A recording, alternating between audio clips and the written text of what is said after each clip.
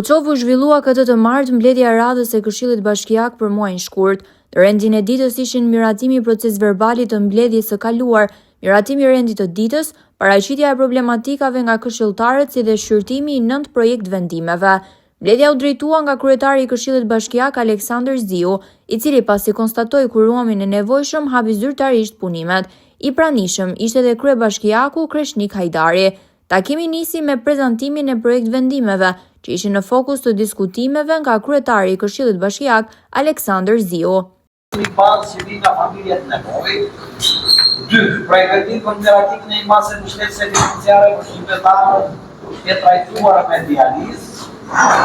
3. Projektim konzervativ në listën e projeve të familjeve përfituese të programit për progresimin e pagesave ekzistuese. Diskutimet u zhvilluan pik për pik nga të gjithë anëtarët e Këshillit Bashkiak, si dhe nga pozita ashtu dhe nga opozita.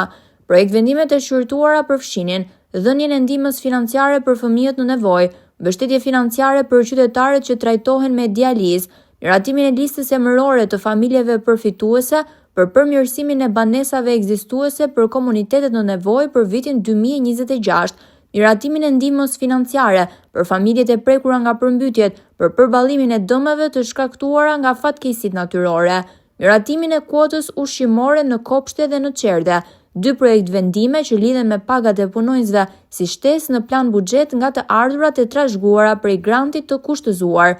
Të gjitha projekt vendimet u miratuan një nga një pas konsultimeve dhe diskutimeve mes përfaqësuesve pa hasur kundërshtime. Mbledhja u ndoq nga afër nga kamerat e televizionit Apollon.